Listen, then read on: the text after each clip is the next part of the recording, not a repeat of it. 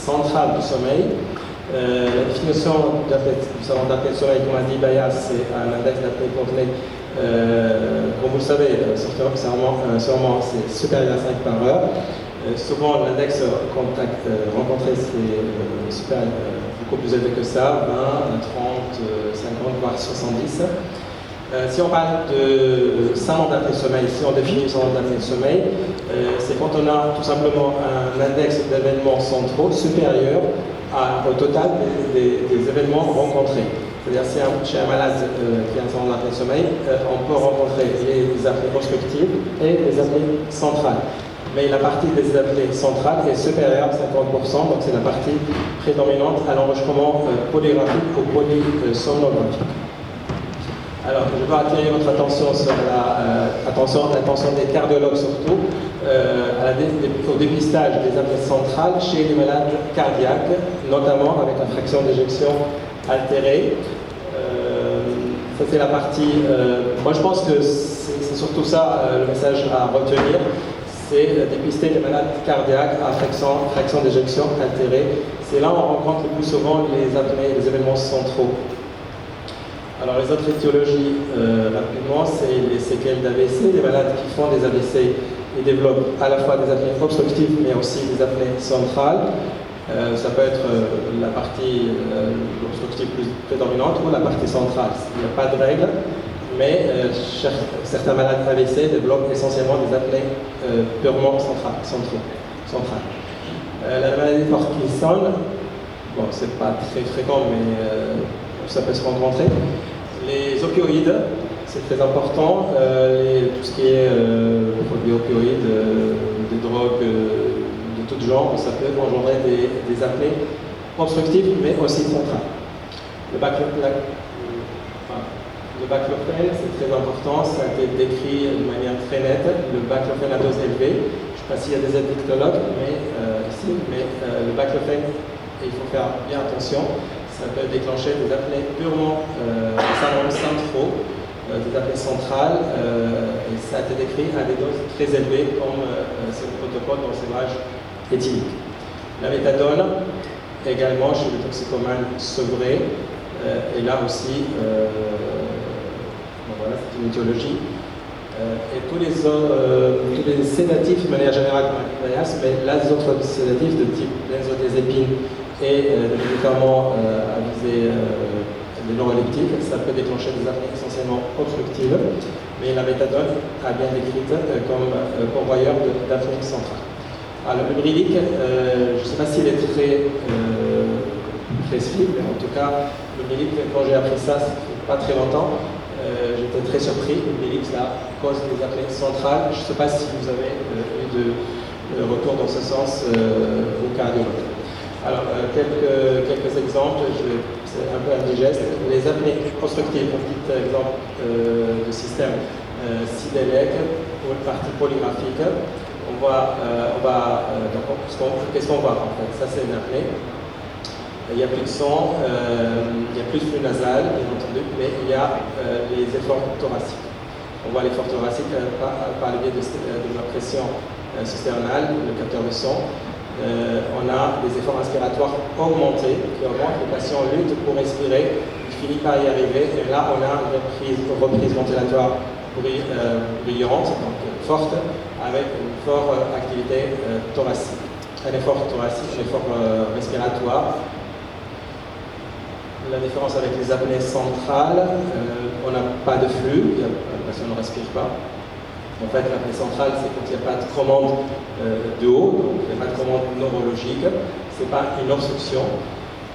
Donc on a la disparition du flux, on a la pression cisternale. Il n'y a plus de son, il n'y a plus aucun effort respiratoire. Les sangles thoraco-abdominaux n'indiquent aucun mouvement ni de thorax ni de l'abdomen, alors que le patient ne respire pas. Il n'y a pas de lutte. Un mouvement de lutte, c'est la différence capitale entre une apnée centrale et une apnée obstructive. Il y a d'autres méthodes pour détecter les apnées centrales, c'est quand on a une sonde œsophagéenne, mais c'est très peu pratiqué en pratique courante, c'est réservé au CHU, au gros centre de sommeil. Donc là, on a un exemple de 4 hypopnées centrales. Donc, les hypopnées centrales existent aussi, il n'y a pas que les apnées. Donc, toujours l'absence de commande cérébrale. On a le flux qui diminue, le flux qui est en haut, il est bien diminué, il n'y a plus de son, mais on a une petite activité thoraco-abdominale, mais qui est régulière. Il n'y a pas de lutte, il n'y a pas réellement de mouvement de lutte. C'est une activité tout à fait peu efficace, et ça finit par une reprise ventilatoire, mais la reprise n'est pas énorme, comme vous avez constaté à l'instant. La désaturation est plus faible et les ronflements sont beaucoup moins bruyants chez un apnéique central par rapport à l'apnéique obstructif. La respiration de Shane-Stokes, caractéristique de l'insuffisance cardiaque congestive sévère. Voilà, donc là, l'augmentation de l'activité thoracique, une augmentation et une diminution de l'activité thoracique qui est quand même très homogène, en mouvement crescendo et décrescendo, et ça finit par une hypopnée. Il n'y a pas de son trachéal du tout, et les saturations sont assez faibles. Donc ça c'est une jolie topo jolie époque de respiration de Schwanstedt. Là on a à l'époque de 10 minutes, je crois ici, on voit bien la respiration de Shane-Stokes, avec peu de saturation, donc le mouvement thoracique qui augmente, crescendo, qui diminue, décrescendo. Alors, monsieur D, toxicomane, un ancien toxicomane qui prend la méthadone, je résume en une seule diapo. Il est sous méthadone à dose élevée. Il est somnolent, en surpoids et très somnolent, très fatigué. À la polysomnographie, c'est une polygraphie, je pense. Il ronfle beaucoup, on voit bien le ronflement. Il fait, là on voit la partie apnée, la partie hypopnée. On voit la désaturation de manière assez nette. Et on voit que la partie grise est très dominante, ce sont les apnées centrales. L'index d'apnée-hypopnée est à 76 par heure, dans 84% d'apnée centrale. La saturation moyenne est très faible, inférieure à 90%, donc 87%, ce qui indique une hypoxie nocturne très importante, une hypoxie qui se majeure par en la présence d'apnée tout court et surtout avec les apnées obstructives. Les apnées obstructives sont plus désaturantes en général. Mais ce patient présente une hypoxie nocturne toute la nuit. Il est toute la nuit en hypoxie. En fait, c'est un syndrome d'apnée-sommeil induit essentiellement par la méthadone. Dans ce cas-là, la prise en charge doit être axée sur le contrôle du traitement, l'arrêt de traitement, ce qui est dans la plupart des cas compliqué, donc on se base sur la pression positive continue. Donc, take home message, les opiacés, le traitement premier, faire attention aux opiacés, à la méthadone, au brillé, comme on a dit, dépister les apnées-sommeil chez les patients cardiaques, donc chez les cardiologues, c'est un message clé. Je pense qu'il ne faut pas s'arrêter sur la somnolence chez les patients cardiologues, ils sont essentiellement fatigués, les insuffisants cardiaques, donc il faut les dépister, à mon avis, systématiquement quand la fraction d'éjection est très élevée. Le traitement de première intention, on a dit par rapport à ce patient-là, c'est l'arrêt du traitement.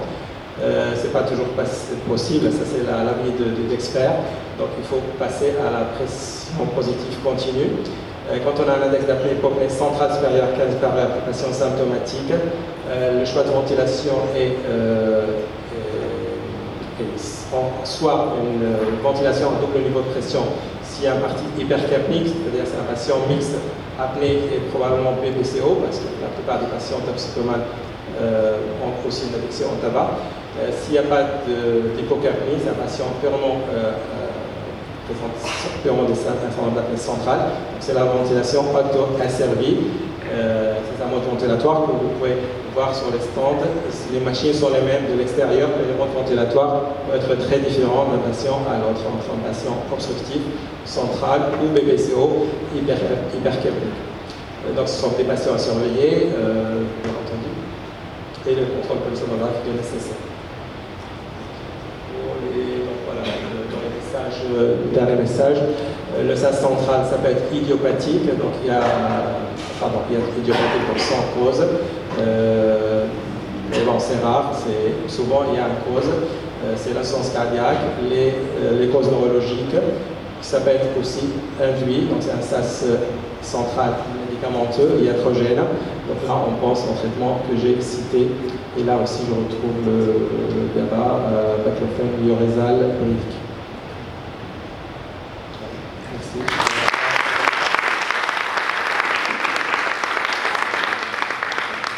Merci beaucoup, Yassir Khadou. On a le temps pour 2 questions, pas plus. Allez, Mazen, tu passes au micro. Merci. Merci beaucoup pour la présentation. Je voudrais simplement par rapport à apnée de sommeil et AVC. Qui est la cause? C'est cause-conséquence ou c'est réciproque? C'est-à-dire c'est les deux. Les deux. Ça va dans les deux sens. Okay. Les apnées de sommeil favorisent les accidents vasculaires cérébraux, Oui. donc ça favorise les accidents cardiaques aussi, tout ce qui est troubles du rythme, mort subite, infarctus, et les AVC favorisent les apnées qui peuvent être obstructives ou centrales. Il faut savoir, dans la phase aiguë de l'AVC, on constate souvent un nombre d'apnées considérable, parce qu'on constate les services qui prennent en charge ces malades-là. Mais en deuxième temps, en phase plus tardive, là on commence à affiner l'index qui peut baisser avec l'amélioration de la perfusion cérébrale. Le nombre d'apnées peut diminuer avec le temps, mais il y a certains qui restent quand même apnées. Il faut dépister systématiquement après un AVC. Je pense qu'il faut suivre les protocoles je ne suis pas à jour par rapport au protocole d'AVC, mais je pense que quand on est neurologue, il faut quand même, quand on voit que les patients déclinent, fatigués, somnolents, je pense qu'il faut se baser aussi sur les questionnaires. Si on voit que le patient ne s'améliore pas sur la vigilance alors qu'il est amélioré sur le plan de son AVC, son déficit, là je pense qu'il faut dépister.